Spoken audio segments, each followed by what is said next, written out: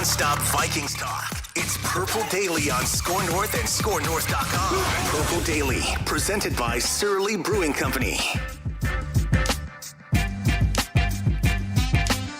Hey, what's happening? This is Purple After Dark, part of the Purple Daily umbrella of daily Vikings entertainment.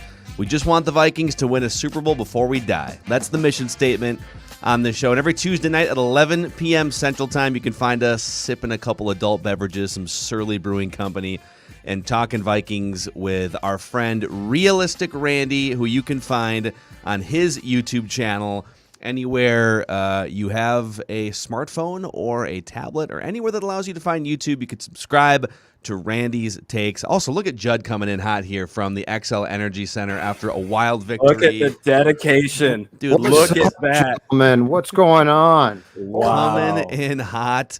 Wild scored 2 goals late, and they go tic-tac-toe in overtime tonight.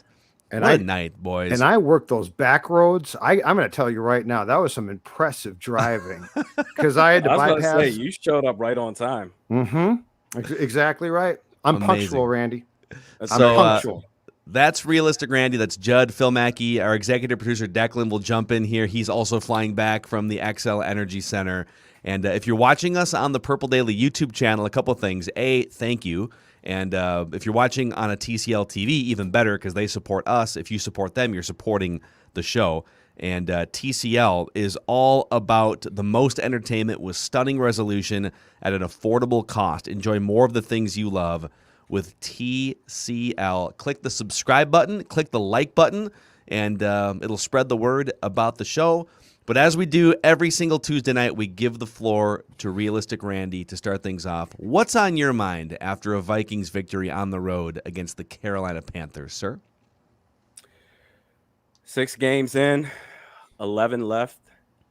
After all the stress of all the high blood pressure watching these games, this is the perfect time for a bye week. In fact, I think it would be very wise for Vikings fans out there to contact their health insurance providers and make sure they're covered under the precondition of Vikings football.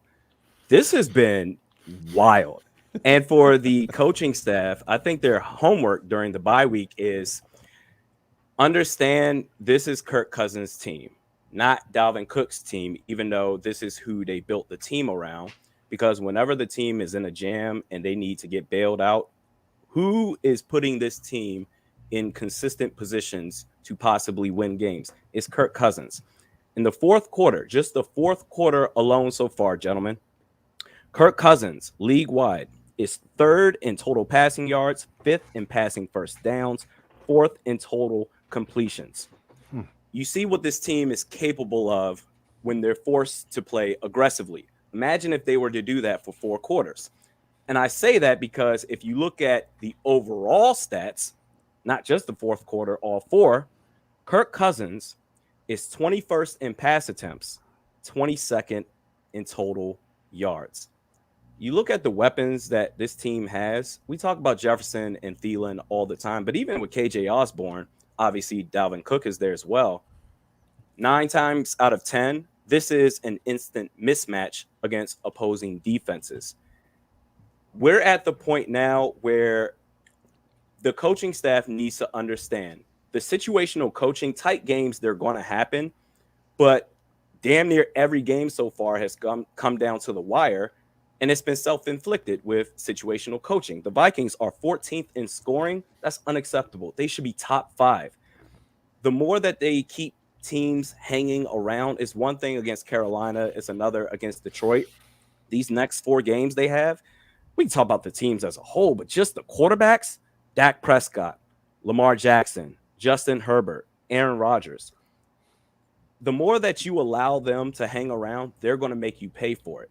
So it's a good thing. This is their preferred worst case scenario to be at the bye 3-3 at 500. It's good, but this team could be so much better than what they have shown so far. Do you think that that from a coaching staff standpoint, that they have the ability to get that? Because I do contend, I actually like the personnel. And to your point, the skill position guys offensively, I really like. But I think this comes down to coaching and maximizing what you have from a coaching standpoint. So my question is, 6 games in with a really tough 4-game stretch to come, what's your faith that this staff can get the most from this team in games that really could be won or lost by coaching? It's been the same thing. We've seen this type of coaching for years now, regardless of the offensive coordinator. There's no Pat Shurmur there to at least say, okay, Yes. Mike, this is what I think we should do. You have Clint Kubiak, who's a pup. Andre Patterson, he's not going to say anything. So Mike Zimmer, I think in his head, he probably sees, well, you know what? We're 3-3. We're on a roll here. We won 2 straight. Why should we change up anything? I think that's what's going to happen. And until it gets to a point where the backs of the Vikings are on the floor, they have nowhere else to go but up. Let's say they lose their next 2 games against Dallas and Baltimore. I think that's what's going to ultimately lead to a change. But right now, I think because they're 3-3, you see how happy Mike Zimmer is, and the tunnel after Carolina, and he's hugging with Kirk Cousins. Yeah, we did it! Oh my God, we did it! I love it. I just, That's so staged. That thing was so staged. They had to do it though.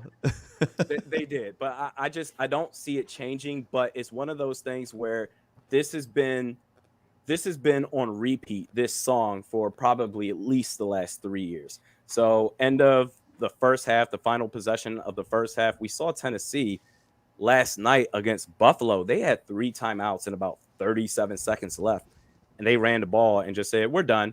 It's amazing that, and there was one situation where I forgot what game it was with the Vikings where 4th and 6, maybe it was Cleveland, maybe it was Detroit, I can't remember. 4th and 6, they decided to go for it.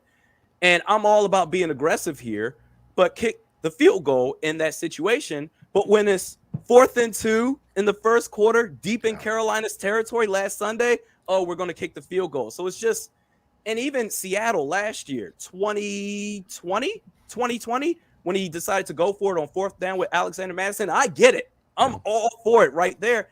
Sometimes he's aggressive, but at the wrong times. In the moments where it's clear that you should be aggressive, we're going to settle here. So I honestly don't see it changing. Hopefully it can still result in the Vikings winning games. But these games, the way that they've gone so far, it's been coin flip.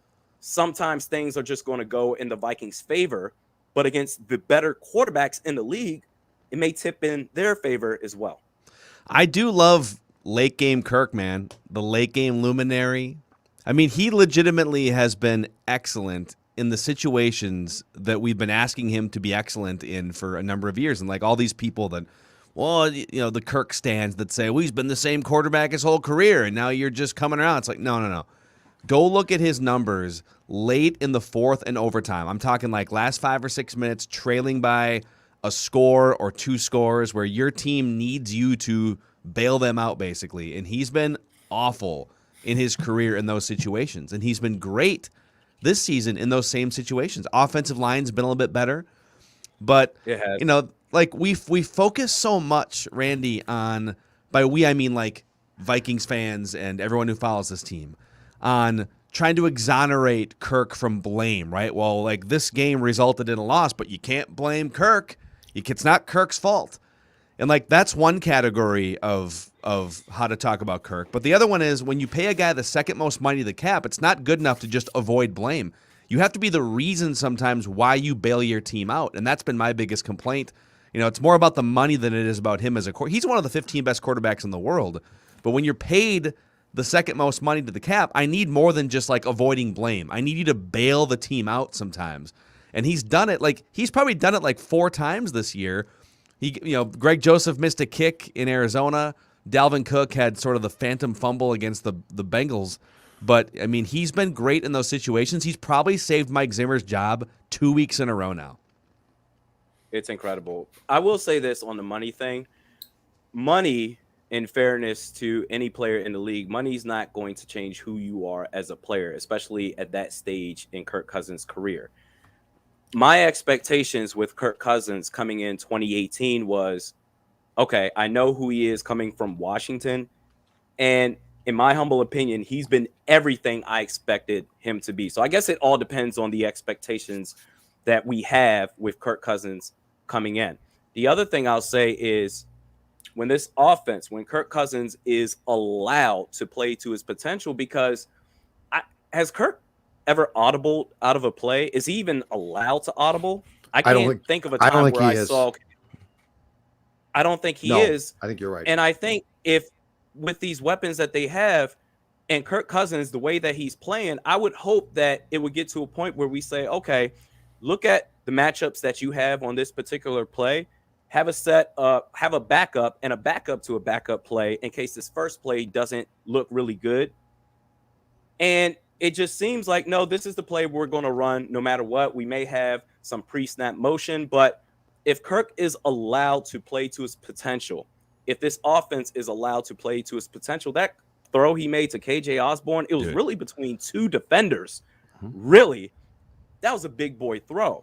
He's capable of doing so much. And Patrick Mahomes, Aaron Rodgers, they come once in a generation.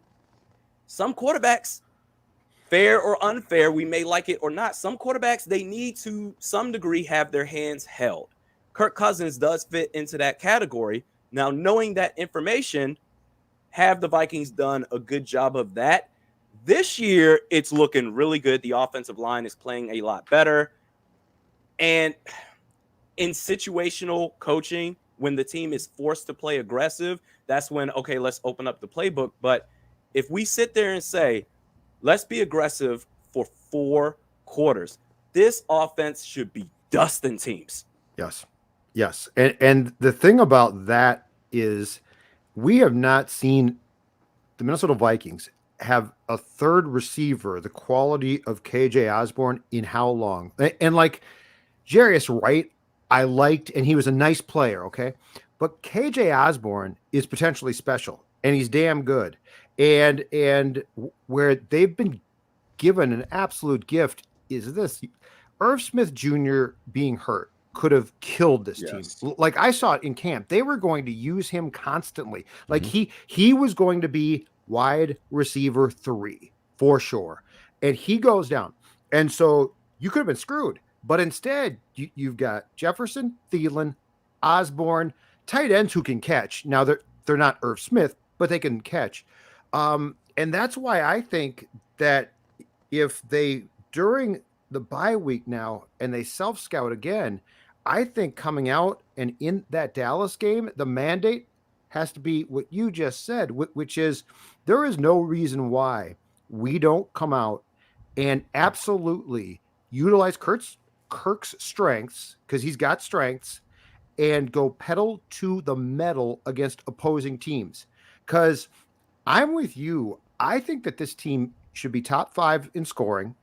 And I also think I'm not asking Kirk to be a player he can't be, but I am saying that we've seen glimpses, and it's partially because the infrastructure is so good.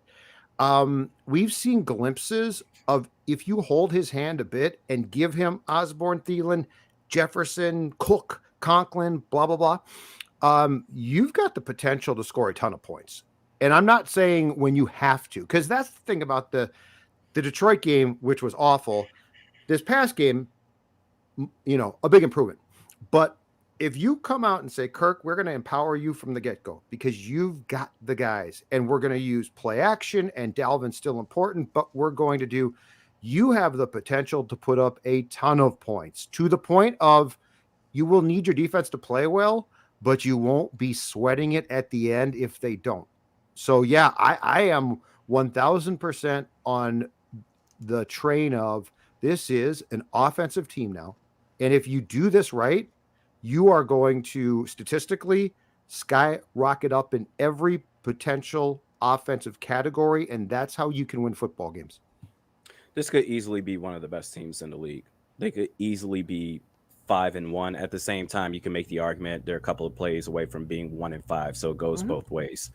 But this could easily be one of the best teams in the league. The offensive line is starting to play better. That was a good Carolina defense team. and Kirk Cousins didn't get sacked at all. And Christian Darrisaw, man, I rewatched that game. That was different.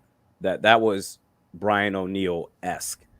Christian Darrisaw was basically the equivalent. Once he got his hands on his man, he was welded steel.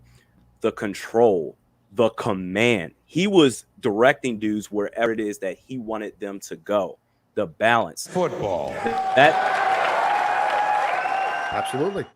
You pair Christian Darrisaw with Brian O'Neill. Oli Udoh struggled with the penalties. Garrett Bradbury, we'll see. Ezra Cleveland, also wait and see approach. But this offensive line, it's starting to come around. So if the offensive line does indeed come around and gels together consistently, the defense, and this is Sam Darnold and Jared Goff we're talking about. So, okay, we'll see against these next 4 quarterbacks. I don't know what to make of this defense. And Patrick Peterson being out, that absolutely sucks. Bashad Breeland, he's going to start. He's had a nice 2 games, but against the quarterbacks, all right. And Cam Dantzler, he's going to be the opposite starter. But if this defense starts to come around, the offensive line starts to come around, the receivers that he has, Dalvin Cook, if he can stay healthy, even if he doesn't stay healthy, Alexander Mattison has been spectacular this year when he's had to fill in. This should be one of the best teams in the league. But again, if you keep putting yourselves in situations where, you know what, we're going to dial it back here instead of, no, just stomp on their throats. Put this team, blow the doors off of this team, then you're going to find yourselves in situations where you force yourself to be 9-8 or maybe 10-7 and barely squeak in the playoffs. Let's bring our executive producer in here. Straight from the XL Energy Center's crowded and raucous parking lot filled with 18,000 screaming Wild fans. There he is. So quick side story. I park in a ramp like 6 blocks down from XL Energy Center, and it's a ramp that's $5, and I always park there because I don't have to worry about getting out, and it's cheaper, and I don't mind doing the walk. And I learned my lesson of why that is sometimes still not the best case, or everyone else picked up on my secret. But for 48 minutes, I was stuck in that ramp, and also I only had less than 20 miles in the tank. Oh, that's how I live my life. By the way, I always ride it to gas tank light coming out. I pulled into the parking garage here in my apartment. I have 4 miles left. I have 4 miles to get to a gas station for work tomorrow. That's plenty of time. I have anxiety just trying to go to bed and starting my car. Why did you allow it to get so low? No, 4 miles is plenty, dude. Randy, you're fine. No, 4 miles in actuality with the car is actually half a mile because as soon as you turn the car on, it goes down to 3. As soon as you pull off, it's 1. You have half a mile to get some gas. Yeah. It scares the crap out of me. You guys are good. I think you're good. So big win for the Wild. Hey, check out Judd's Hockey Show, part of the Mackey and Judd umbrella of Minnesota Sports Talk too, because the Wild are going to be pretty damn fun this season. Hey, somebody popped a comment up here a little bit ago saying the Vikings need to go 7-4 the rest of the way if they want to make the playoffs. I actually want to play the schedule game with you guys here in a second. But Judd, tell us, what are you celebrating? Not only the Vikings getting back to 3-3, but the Wild with an electric comeback tonight at the XL Energy Center. There's only one way to properly celebrate that win, and that is with a Surly, and in particular, in my world, a Surly Furious IPA, because it is the best IPA, hands down, in the state. I would say in the country. If you've not tried it, do so. If you have, you know the delight. And by the way, as always, tweet me your pictures of your Surly Furious and football, or I don't care, hockey, Show us your cans. Baseball. Show us your cans. Jay Zolgad on Twitter. I want to see them. I will retweet you, Surly Furious IPA. That's how you celebrate. That's how you celebrate a great night in Minnesota sports. Also, a shout out to our friends at Moon Motorsports in Monticello. So you want to talk about the best and most exciting showroom in the region when it comes to power sports. Moon Motorsports is the spot. 10 major brands and the service and parts department also to help you get the most out of your machines. And so, hey, winter is on the horizon here. They got all sorts of amazing brands, Hondas, Yamahas, Polaris, you name it. 50 years family owned and operated. They've been outfitting Minnesotans with power sports vehicles for 50 years. You can find it in Monticello off 94 and go to moonmotorsports.com if you want to check out the most exciting showroom in the region when it comes to power sports. That's right. Football. Right here. All right, so let's say I just want to preface this by saying making the playoffs is not the bar. Not on this show. Winning a Super Bowl is the bar. But if we lower the bar to where the Vikings franchise has sort of lowered it, we're like, oh, let's make the playoffs and see what happens. Mm-hmm. The bare minimum is making the playoffs. And they probably do need about 10 wins, as one of the commenters put out there. So they're 3-3. I'm just going to rattle off real quick here, all right? Like, just kind of, just we don't have to dissect the whole schedule, but just give me, like, off the top of your heads kind of wins, losses. I'm going to give you 4-game chunks. Dallas, Baltimore, Chargers, Green Bay. 2 of those games are on the road. What's a realistic record? I'm going to say 2-2. Dallas, and I would say LA, the Chargers. Those are the toss-ups. The 2 losses I just see being imminent is Baltimore, especially at Baltimore. That's a game where I've gone off on this dude long enough, but I'm just going to keep it short and sweet. If Anthony Barr decides that he wants to play, he had a nice game against Carolina last week, but this is a game that's screaming for him to have an impact in order for the Vikings to win. Because if Lamar Jackson takes off, we need a linebacker to control the sidelines. Too many times he gives up and he goes half-assed with his jogging. That's a game that I see just being – that's a loss. And then Aaron Rodgers is just – I mean, he's playing all worldly right now. You saw how he responded to the Bears fans saying, I own you. And he deserves all that confidence, but – I think those are the 2 losses. I'm going to give Dallas and LA the wins for the Vikings. I think 2-2. I might flip it around and say win the home games. But if you come out of those 4 games 2-2, it's going to be tough to be too disappointed. So then you'd be 5-5. I'm going to say 2-2, but I will challenge this team directly. Win the Green Bay game. Win your home game. If you can't beat the Packers. Yeah, but like if you can't beat the Packers at home again with this team offensively, come out and here's my challenge. So like this is new Kirk, right? It's the new Coke, it's the new Kirk. This is a guy that we who pick his play apart are like, hold on a second here. This guy is different, right? Here's my challenge to Mike and Kirk. I'm going to pair them up at home.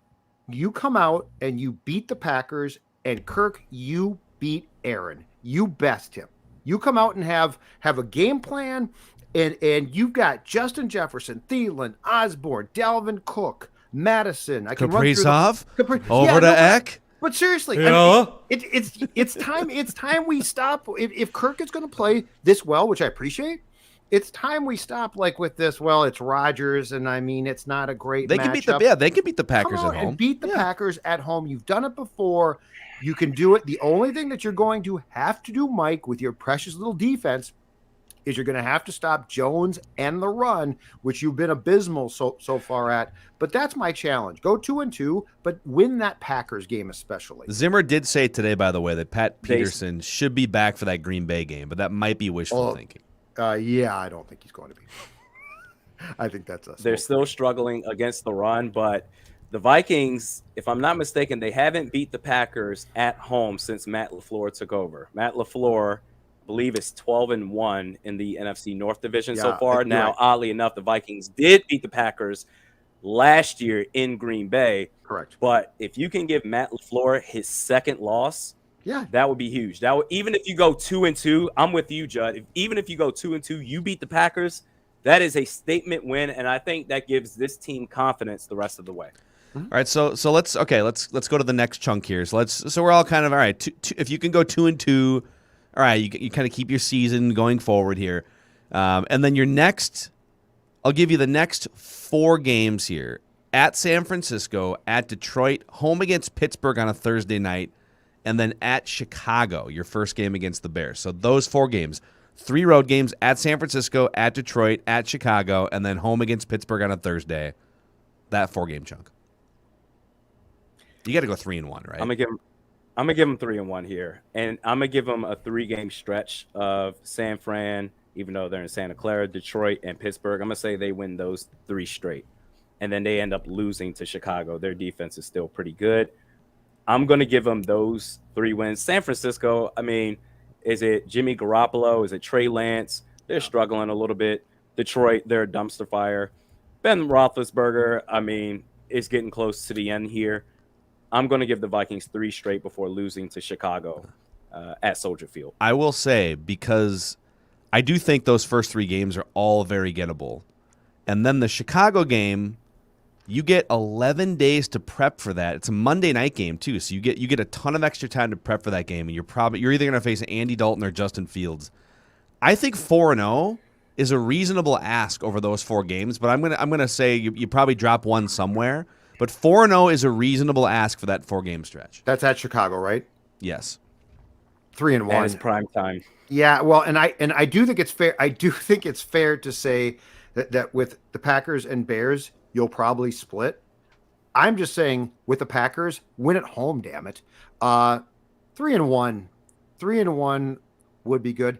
San Francisco is weird because they're scuffling, and I don't know that they're great, but I think they are good. And they're a team that by the time that you play them could be back on track a bit as well. So I'm going to say if you get through that stretch 3-1, it's pretty good. 4-0 would be great, but.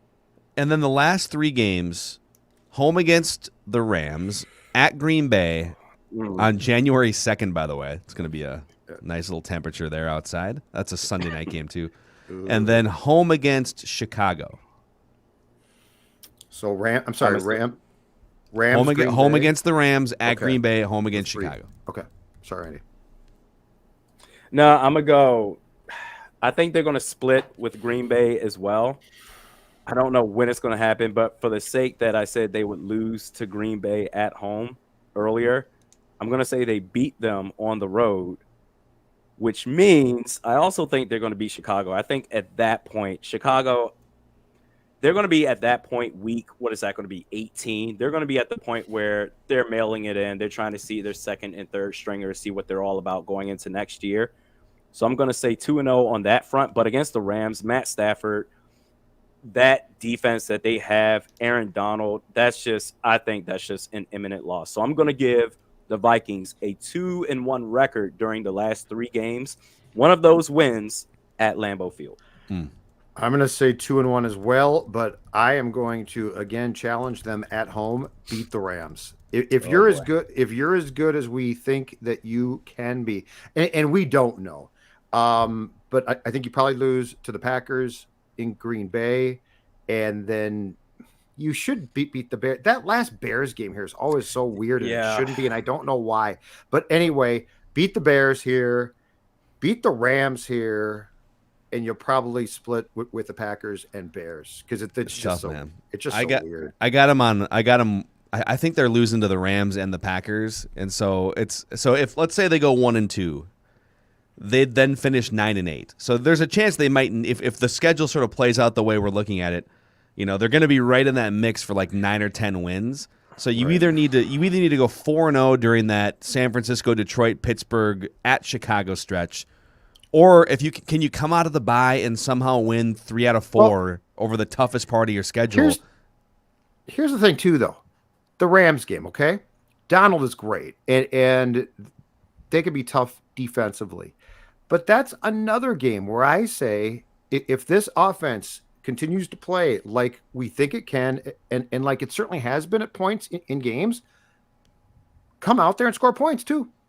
Like I think we're so conditioned to be like, well, the Vikings are going to only do this on offense, and what can their defense do? And my entire point is, let's spin that. Let's change from that. That's the thing that Mike needs to change from. Let's come out there and let Kirk, if Kirk can cook, let him cook and let him put up some points.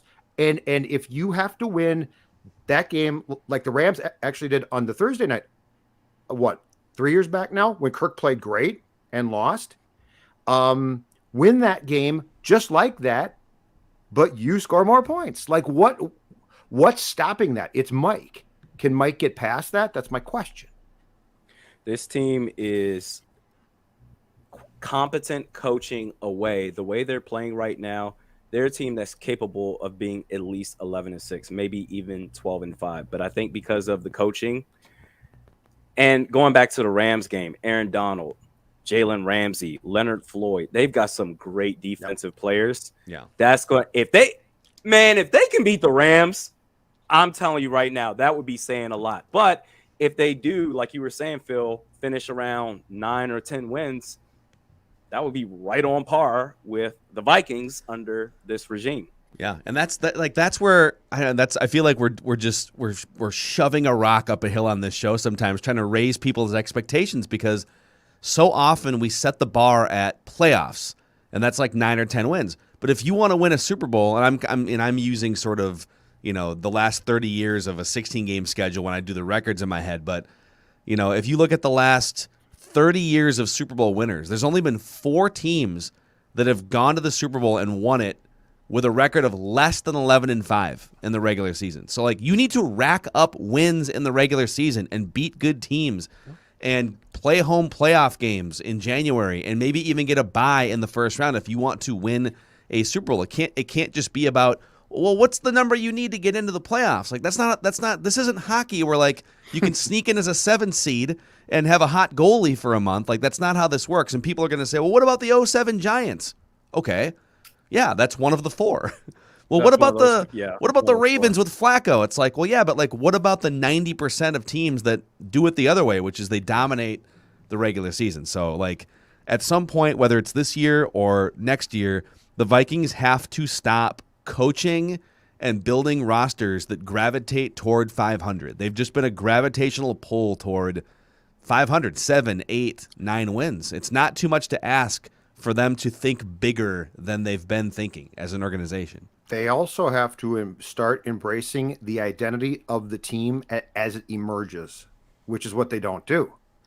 They embrace their perception of what that identity is and should be and what they want it to be.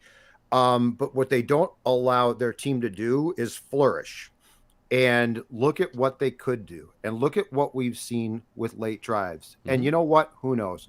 Kirk might go back to being Kirk. His slipper might get lost. I don't know. But for now, you've got something going and you should ride that. And my question I don't even care if you send the players home and don't tell them a thing now. My question for the coaching staff and the executives at TCO Performance Center is this. Are you going to realize that this team is emerging with an identity that flies in the face of what the coach likes? But you know what? If it's going to save the coach's job, he shouldn't care. I got one more thing here off this thread that I want Randy's reaction on. So you talk about, because I think I agree. Coaching and Mike Zimmer hold this team back in a lot of ways. Mike, for as big of a game as he talks and as tough of a guy as he is as a football guy, right? He coaches very scared in key situations. He kicks field goals inside the 5-yard line. He punts with a chance to kick a 54-yard field goal to end the game, right? He's clearly calling up until this Carolina game. Carolina, they actually threw the ball down the field 8 times on deep passes, 20 yards or more. They clearly opened up the offense more against Carolina. Got to see more of that. But in the NFL on Sunday, there were 6 blowout games of 3 touchdowns or more in terms of the score. So 6 games resulted in a final score of 3 touchdowns or more spread or whatever. In the last 27 games, the Vikings have only had one 20-point lead on a team, and that was home against Detroit last year. They don't even take 20-point leads, because once they take a lead, okay, let's pound the rock, right? It's even you go down to some of these other throwing stats, like the Vikings coming into the Carolina game had one of the most conservative average depth of targets in the NFL. Checkdowns, conservative, avoid the mistake, right? Well, you're not going to win a Super Bowl if your entire goal is to avoid a mistake. You have to take risks. You have to be aggressive. And that's why the Vikings, some of it's bad defense, why they don't jump out to bigger leads the last 2 years. But that's amazing. 27 games, one 20-point lead over that stretch. Yeah, and that's the main thing, because once they do get a lead, it's, oh man, okay, let's play defense. Let's not screw this up. But you're allowing the other team to have opportunities to catch up with you. That's why they don't blow out teams ever. And when you gave me that stat, I said, let me guess Detroit in my head. And you said it, Detroit. Of course it is. Yeah. You see these other teams out.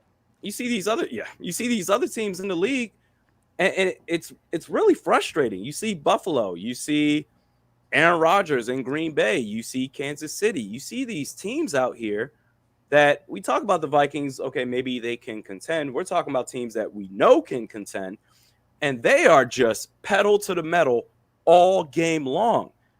This team, oftentimes they beat themselves, or they do just enough to win games in spite of themselves.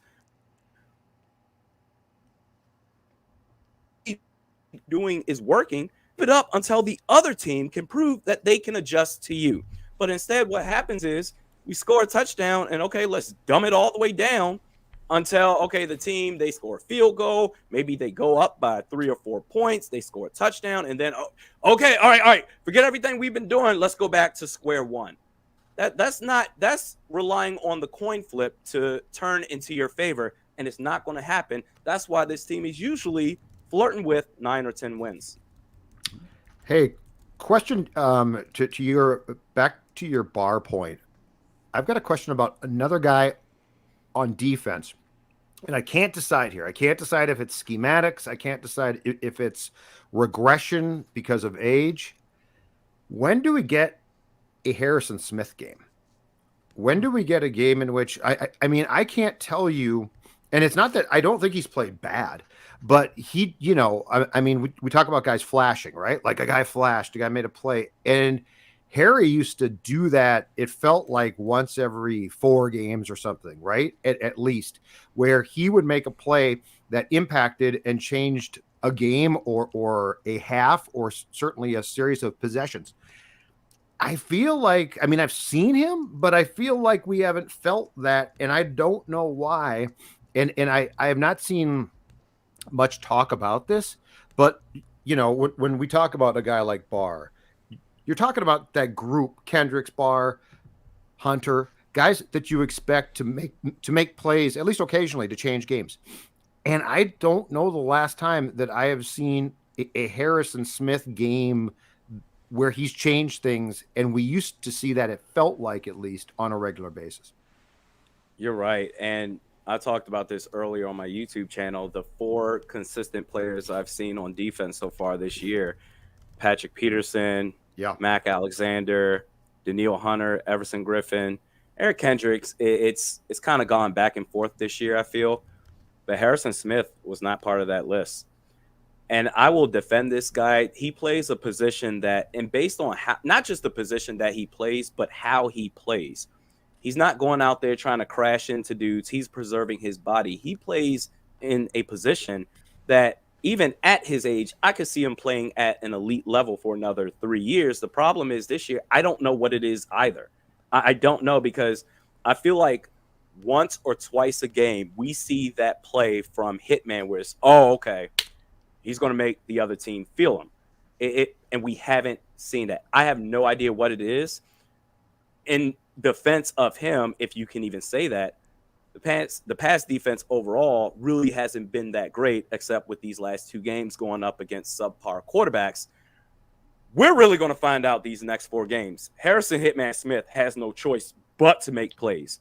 Correct. If he doesn't, then all right, what are we talking about? Xavier Woods possibly having a better season than Hitman? That's a tough pill to swallow, but I have no idea what it is. For the record, I think Pro Football Focus has Harrison Smith, I think, sort of sneakily as the 8th highest graded safety in the NFL, and Xavier Woods is 19th. So they're both in the top 20.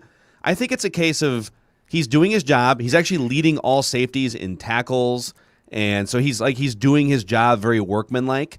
But has he made any big, like, Harrison Smith game-changing splash plays yet? Not necessarily. Those impact plays. But he's definitely, like, laying the groundwork for, like, he's having a good season. It's just, is he going to add another layer on top of that at some point and maybe change the direction of a game? My bet is he will at some point. We'll just have to see. He'll punch a ball Baltimore loose, would be create a nice. Fumble. Yeah, create a Lamar Jackson fumble on a run or something like that. Yep. So Couple people asking, to hear from Declan, so I want to give Declan the floor. Give me a Vikings take here, Declan. Give me a Vikings take. Yeah, I think the Vikings go 4 out of 5 out of the bye. Ooh. I think they go 4 out of 5. I think they go 4-1. I think their lone loss is Baltimore. I don't think they stand Can we a write shot. that down? Well, there's an accountability session tomorrow. I sat by you we'll all see. night, and you didn't have one drink, and yet I feel like my friend This is, by Declan the has way, showed He up. saved him This for is the ginger drive ale. home. No, this is ginger ale. This is ginger ale. I mean, here, Dex, have a surly. Yeah, you going on the record and write that down with that tomorrow? I might be. You I have might to. be. Dude, Although that's ballsy right there. Although I don't want anyone stealing it, because I do have a couple co-hosts here who could take it. No, from it's me yours in- now. in the Now ball. it's No, yours. no. Oh, I'm not- trust me, you don't have to worry about me saying that. Yeah, Yeah. Randy, you're good. Randy, I accepted you. I know you had my back all along. I know you wouldn't even have. You'd have to say it because only I was going to say it. Two, maybe. I think the for sure loss is Baltimore. I think Lamar Jackson's just going to have an absolute field day against them. San Francisco does not scare me. Dallas, Dak, a little banged up, but should be good to go. But that defense doesn't scare me. I mean, you look at the teams Dallas the is Cowboys so have beaten. good. It's They better. look good, and you It's for should Dan take care. Quinn. You should take care of the teams that are bad. So I applaud Dallas for taking care of bad teams, but they haven't really played anyone tough either. And I think the Vikings get a big win on the bye week, and they're going to roll. I think they're going to win 4 out of 5 out of the bye. So I have never been so uncertain about the one thing that I don't get about this team, and it's this one. I like the players. I like the personnel. I think that they have the talent to be good, really good potentially, but I don't know how they're going to be run. And because of that, because I think the Detroit game, I really think that the Detroit game was a byproduct of a terrible game plan and poor coaching. And if you ran that game back with better coaching, I think the players might have been fine. So lots of times it's like, well, I just don't like the team, right? Like the quarterback's not playing that well or something like that. It's an identifiable distaste. In this case, it's not. In this case, I actually like the guys on the field and think that a lot of them are improving or are just damn good. But I don't have confidence in the people who are scheming and making the calls to know what we're going to get in like a Dallas game or a Baltimore game. Hey, Spartus on the screen here on the YouTube comment section wants to know, hey, Randy, what's up with that Moss jersey behind you? Would love to know the story. My wife got me that. She got me that a couple of years ago. I don't remember if it was for my birthday or an anniversary gift, but she got it for me. It was signed by him too. So, and he's the reason why I'm a Vikings fan. Randy Moss to me is the greatest wide receiver of all time. I respect Jerry Rice and the stickum gloves that he had and everything that he's done in the league. But Randy Moss was a dude that I was playing backyard football trying to be him. When you catch a football over somebody's neck, I'm talking about rip it off of them. Boom. There's nothing you can do. You got Moss. No one ever said you got Rice. No one ever said you got T.O. You got Marvin Rice. Harrison. You got Fitzgerald. No one ever said that. Randy Moss is one of the greatest football players of all time. So my wife got me that. I have it framed. It's signed by him. I'm never taking it out of that frame, but that's how I got it. I do think we can trademark the "you got Cartered," or like if someone like you're at the grocery store and like your wife throws you a loaf of bread and it's like the throw's a little outside and you like toe the aisle, Yeah, you got to keep your feet in the aisle, in the lane. Yeah, because that's what he was so good at. Randy, give us so we're going into the bye here. Give us your just your final thoughts here after these first 6 games and going into this bye week. I don't know what to make of this team. I don't know who this team is. This has been exhausting. If the next 11 games are going to be as close as the first 6, I'm telling you right now, I might have a heart attack. This has been a lot. But these next 4 games, I think, is really going to tell us what this team is all about. They have all the tools at their disposal on offense. I think defense is starting to come together, but it's still wait and see. But this team has everything personnel-wise to be an 11 or 12-win team. It's literally a coaching thing. This is something you can change tomorrow. Like, just put your ego to the side and say, okay, final possession of the first half, we're going to stay in shotgun, and we're just going to boom, boom, boom. We're going to use all of our timeouts until we have no more, and then we'll see what happens after that. And when we're in the lead, we're going to keep doing what we've been doing to get in this lead until the other team can stop us. That's something you can literally change tomorrow. Beyond that, I would love to see Kirk Cousins have the freedom to audible at the line of scrimmage because, like I said, again, with the weapons that he has on offense, they should be lighting defenses up. If you see a matchup that you don't like, but the original play call is heading that way, Kirk Cousins should have the freedom to audible and say, let's go to play 2 or play 3 to get the matchup that we want. I don't know what to make of this team. I'm not going to say, oh, they're finished, but I'm also not going to say, oh, it's a parade. We're back, baby. Give us the championship trophy. Idea, but these next 4 games are really going to tell us what this Viking. I think we lost Randy's connection there for a second, but yes, I agree. I got it though. The next 4 games are there. He's back now. But He the said last they're going to win the Super Bowl. I heard it clearly. He said plan the parade. That's exactly Yep, love it, man. So you can go check out Realistic Randy. He's got his own YouTube channel if you want his Vikings takes on the regular. If you're watching us on the Purple Daily YouTube channel, click the subscribe button and the like button to spread the word about the show. And in turn, we'll give you daily Vikings entertainment. As always, Purple Daily and Purple After Dark, presented by Surly Brewing Company and Federated Insurance. Federated helping business owners, risk management tools. They're all about protecting your employees, protecting your bottom line, and giving you peace of mind as a business owner. So find out why they've been around for over 100 years, some of the best people in the industry. Federatedinsurance.com, and remember, at Federated, it's our business to protect yours. That's right, Rick. Yeah, protecting your ass, Rick Spielman. So, all right, Randy, great stuff, dude. Appreciate you joining us. See you, Randy.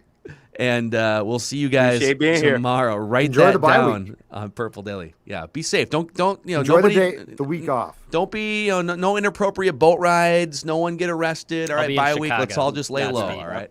Declan's Godspeed. got Oh, no boy. chance of Oh, not boy. being. Declan's for sure gonna be incarcerated. Write that down. Cook County. Declan's not there on Monday. Don't Yeah. call me Yeah. from Cook County. Get a water jug and get your gas filled up. Yeah, Randy's so right. You too.